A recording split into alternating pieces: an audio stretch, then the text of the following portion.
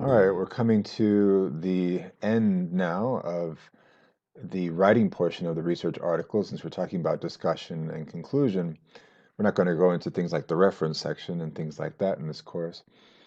And the next module basically finalizes this course talking about other things not related to the writing process itself, of the research article itself, more things related to correspondence with journal editors and reviewers and things like that. So today basically is the end of our journey of looking at the research article and the sections themselves. And in this video, we'll be looking at should you merge a results and discussion section.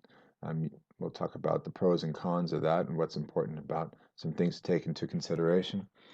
And then the importance of talking about limitations. Believe it or not, that is an important part of selling your research. So when you talk about separating or not a results and discussion section, there are pros and cons about that, and there are ways of doing that, some points and some tips that I'll be giving you in a minute. But one of the first tips I'll be giving you right now, and this is one I'll repeat again in the same module, is that you really should be looking at not if you should separate or not results and discussion section necessarily, but what does the journal that you intend to publish in seem to prefer, and what have other authors in your discipline done in their research articles, and a combination of those things. So look at your mentor texts, look at what those authors have done, and in the journals that they've published in, you may find that there's a preference, and that makes sense in your particular discipline. And there are particular differences. For example, in qualitative ethnographic research, you might find that a lot of people tend to discuss the results as they present them, whereas in other sciences, and for example, in biology, that may not be the case. But again, look at where you're going to publish, and look at what other authors have done for your discipline. Most important thing is that readers must be able to distinguish what you found from what you think. That's what Joshua Schimmel has pointed out in the book Writing Science. And basically, that's it. When I read a discussion section, I should be able to see, okay, these are findings, these are results, these are the findings, and this is this author's interpretation of the findings. Further, Joshua Schimmel points out that there are three types of results in a presentation. You have the data themselves, the graphs, the figures, the findings, and then an inferences about those, what your data means statistically.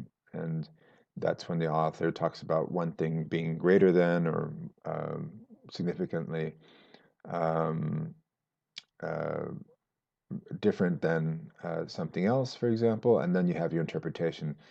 So the broader interpretation of what the results mean. And here you have an example of that. You have in the results section, you have um, you have the results graphically depicted. Those being, this is from the effect of meat consumption on body odor attractiveness paper that we looked at last module. And you have the presentation of the mean ratings graphically represented here with significant differences reported using repeated measures ANOVA. So the author is reporting inferential statistics here. Here you have the actual reporting in the article that says, first, we use individual odor donors as a unit of analysis. So that's basically recapping the method. Mean ratings for each odor donor in experiment meat and control non-meat conditions were calculated. So that's part of the procedure. These means were entered into ANOVA as repeated measures. Okay, so there you have reporting, again, the procedure of the analysis. Odors from individuals in the non-meat condition were rated as more pleasant, attractive, and less intense. So those are findings. However, none of the tests reach formal level of statistical significance, and there you have inference. Now, in the discussion, look at the tone and the kinds of things that are reported. The results of the study show for the first time that red meat consumption may have a perceivable impact on auxiliary body odor. So here you have the third type of data results presentation, and this is talking about what they mean. So whether or not you have a results and discussion section together or separate, this kind of statement in the first sentence is one that is clearly one of interpreting the data. You're translating what it means for the reader. This is not reporting of a finding. This is not inferential statistics. This is the author saying, according to the authors, that that there is that something. First of all, it's novel. So that's talking about the significance of the study in the broad research area. And that's obviously an interpretation. This is a personal, non-objective opinion because this is something that they're reporting. We have to trust them that this is the first time.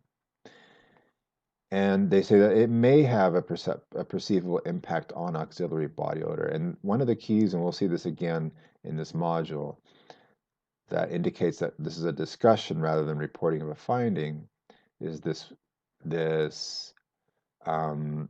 modality verb here.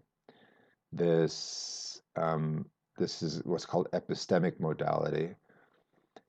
So they are hedging, they are reducing the force with which, the confidence with which they are making an assertion. And then they go on and say odors of donors on the non-meat diet were judged as more pleasant, more attractive, and less intense. This pattern was not influenced by Rader's menstrual cycle phase or partnership status. So here they're kind of recapping the statistics, where the inferential statistics and indicated that there was no statistical influence by the menstrual cycle phase or partnership status. But these things being reported together is a synopsis that's being supplied by the author, and therefore is an interpretation for the author. To recap, if you recall, there are 6 common elements that can be identified in the discussion section. And if you're discussing in the results section, if you're merging that, the same things will happen. So if you recall those icons, one being revisiting points raised in the discussion or revisiting things in other parts of the article, the method, for example, or the results. Comparing with other studies, comparing your findings with those of other studies, expanding and explaining or extrapolating the data, talking about the applications and practical implications, talking about limitations, and talk about how the study advances the area and what is still needed. These are things that should be present whether or not the discussion section is merged with the results section. And if you do have a results section merged with the discussion, results and discussion, often you'll definitely need to have, not definitely, but you often will have a conclusion section. Either way, this talk about limitations is something that comes up. And what I find is that there is a reluctance on the part of especially less experienced researchers and academic authors to talk about limitations, in part because they don't really know how to talk about them. Maybe they don't realize that that's something that's expected of them, but also because if you're a newish researcher and you're heavily invested in a particular study, for example, your doctoral research, sometimes it's hard to talk about one's limitations. just like one doesn't like talking about the limitations of their own children. So one thing to point out is that limitations is not the same thing as talking about defects. If you have serious defects in your method, well, then your article may not get published, at least not in the journal that you want it to be published in. Limitations is simply, for the sake of research article writing, um, a matter of transparency, and also a way to strengthen, in fact, your study to show that um, that you are aware as an author what the limitations or the shortcomings of the method is, and therefore what the limits of the interpretation of the data are, because the data are only as meaningful, can only be understood in the context of the method that yielded those data. And so if there are parameters or limitations in the method, and there always are, then obviously that helps you understand the limitations of how far you can interpret or generalize the data. And the naysayer of your research paper will be keenly aware of those things. And that's just about everybody that reads a paper, especially in the review process. And the clearer you are that you recognize these limitations, the less likely you are to raise the objections of the naysayer and have the naysayer want to even dig for more limitations. So a good academic writer is keenly aware of this as they are reporting the results, whether they be in a discussion part of a results section, discussing the results as a part of the results section or not. Here you have an example from the Annals of Internal Medicine, an article called The Relationship of Coffee Consumption with Mortality. And you can imagine that if you receive an article like this, where there has been a lot of research already talking about the effects of coffee consumption, it seems like every other day there's something that says it's good or it's not good for you. One would immediately think, okay, so how is this different, and what are the clearly there must be some limitations. And in this particular journal, they have what's called a structured abstract requirement. So you have they have particular categories that you have to fill out in one's abstract. So this is again a reminder of why every journal should be thought of as the journal requirements should be considered when you're constructing your article. And you have the background, the objective, you have the design, but it also requires that the author talks about the limitations. Limitation: coffee consumption was estimated from self-report, thus some measurement error is inevitable. And you find that more and more, especially biomedical studies require this, because uh, every study has limitations, and clearly in the case of medical sciences, if you have a result that seems to be a panacea and everybody can use it to treat something therapeutically, that may not be necessarily good. Every study has its limitations, and one needs to understand, in order to apply a particular therapy or medical intervention in this case, or recommendation, to what extent the data are meaningful. This is something that has been come up in a number of journals and over the years, and especially recent years, about the importance of the acknowledgement of limitations in biomedical studies, and more journals are requiring a statement of acknowledgement of limitations. And here you have something plus one that talks about a survey that they conducted in biomedical studies, and even in that study, they report in a structured abstract the limitations of that study. on limitations. So here you have limitations, detection and classification of limitations was to some extent subjective. The weighting scheme used by the hedging detection software has subjective elements. Every single study has limitations, and if you try to hide that as a researcher, it doesn't look good. It's kind of like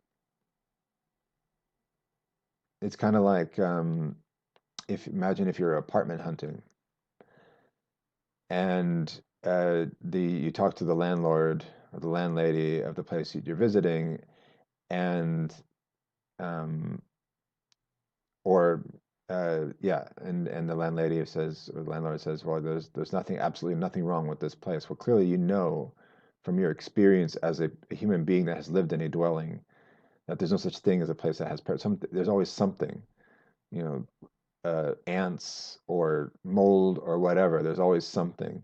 Um, and if you were buying a place, it would be greater. So if you asked as a buyer of a car or a house, okay, so why are you selling it?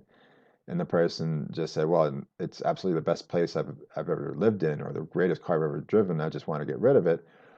Um, it would sound strange. So it, when a reviewer receives a manuscript that doesn't have any kind of real legitimate indication of a limitation, that immediately suggests or raises one's suspicion that there's something that's being hidden. So this leads me to back to this article that we saw earlier in the course. This article that was brought up earlier in the course in the context of how there's a research conversation, and that they say and I say, and how when you publish you're entering this conversation. Well, this article here generated a lot of buzz in the media and then controversy in the context of the 2020 pandemic. And we talked about it, why that happened, the media buzz. But now I want to look at it in terms of the results and the discussion of those results. So just to remind you, this is a study on hydrochloroquine and azithromycin as a treatment in COVID-19 that, when it came out, caused a big splash as a real promising therapy. And then later on, there were other studies that pointed out that there may have been problems with it. And one of the people that pointed out early on how there were some limitations to this study was Elizabeth Bick. And she wrote a whole blog article on this in Science Integrity Digest called Thoughts on the Gautre et al. Paper about hydrochloroquine and azithromycin COVID-19 infections.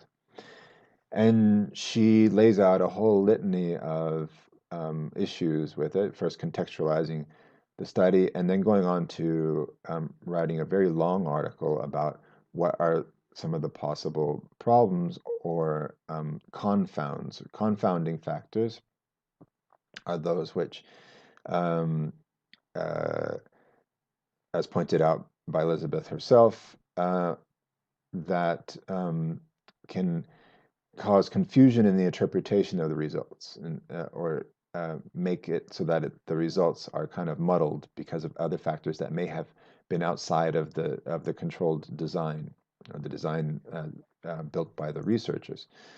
So what she says is, in an ideal clinical study, the control group and treatment group should be as similar as possible. Patients should be of similar age and gender ratio, be equally sick at the start of treatment, and analyzed in the same way. The only difference between the two groups should be whether the patients received treatment or not. That way you can disentangle the effect of the intervention. Here, however, the control and treatment group differ in various other ways from each other. Scientists call those confounding factors, factors other than the treatment that are different between the controls and treated patients, and that might explain the different outcomes. So she points out that there's a lack of similarity in the treatment groups. This was something that was very clear in a clear problem in the method. And so there's one thing, just keep this in mind as we go on. So a problem with differences between the treatment groups also points out that the control and treatment patients were also not randomized, as is usual in a trial like this, so there's no randomization. Some patients were chosen to be treated, while other patients were chosen to serve as controls. That might bring all kinds of biases, so there was no inclusion or exclusion criteria, or wasn't clear, in which researchers might be tempted to favor sicker patients or patients that have been sick longer to be chosen in one of the different groups. Unfortunately, the lead author of the paper, Didier Raoult, does not believe in randomized clinical trials. This is a problem. Um, and but the gold standard for medical research when investigating therapeutics, of course, is a randomized, placebo-controlled, uh, double-blind trial. And um, here you have something that raises the suspicion of a bias on the part of the research. There's no such thing as research without bias, but there's a lot of bias room here.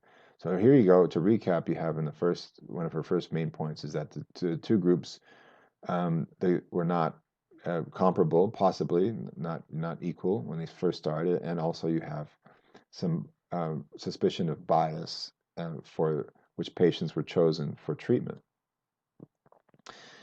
But the problem is all this in itself would not be a problem necessarily, especially given the context in which all this happened, which was everybody's desperate to find some kind of therapeutic. But in the discussion section, there's very little mention of any of that. So let's bring this down here. In the discussion section, the authors say, for ethical reasons, and because our results are so significant and evident, we decided to share our findings with the medical community given the urgent need for an effective drug against SARS-CoV-2 in the current pandemic context. Clearly, they are correct that there was, especially at the time of writing, an urgent need for an effective drug.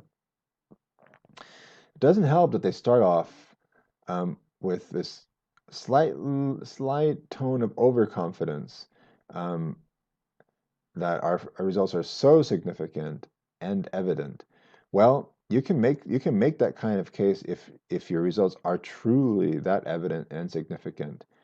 But there are so many caveats that we just saw from Elizabeth Bick's blog post, that this kind of confidence here is possibly unwarranted and at least should be qualified more. And that does not happen in this discussion section. There is a statement of there's a one sentence statement of limitations at the very end, and it's very kind of perfunctory. The rest of this is just kind of saying how amazing the study is. Basically, the results are just sound very impressive. Saying things like these results are of great importance. Well, they clearly are.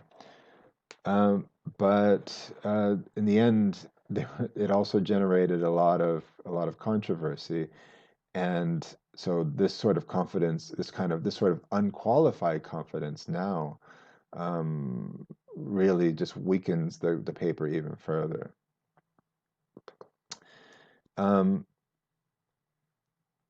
And in addition, when they do point out possible limitations, let's look at what they do.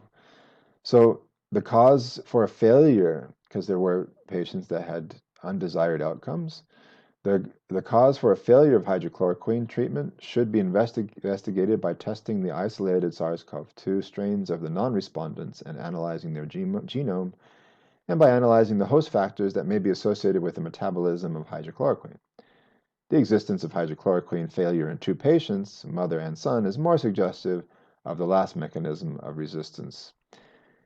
Another way of interpreting what they just said here is that, well, if people died even though they were given hydrochloroquine, it's their genetics. It's not because of um, the treatment itself. Clearly, the treatment works, and there are other factors outside of the pharmacological effects that cause that undesired outcome.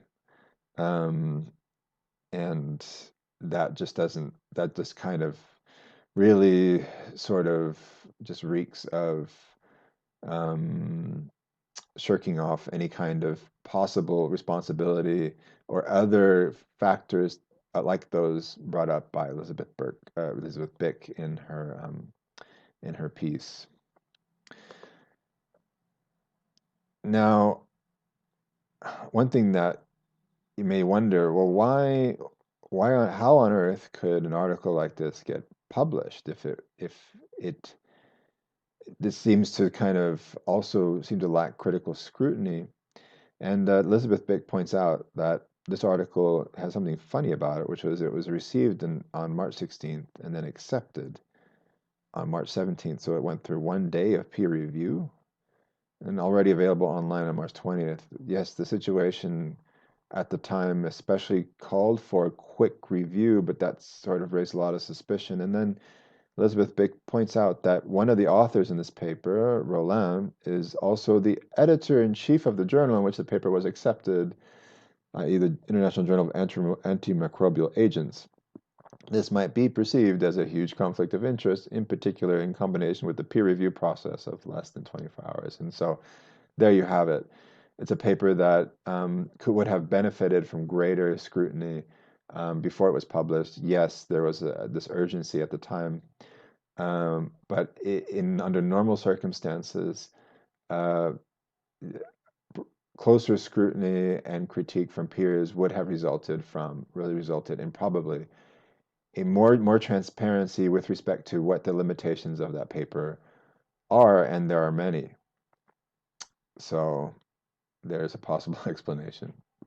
All right, let's go back to our old effect of meat consumption on body odor attractiveness, and let's see what those authors did, Havlicek and Lenachova.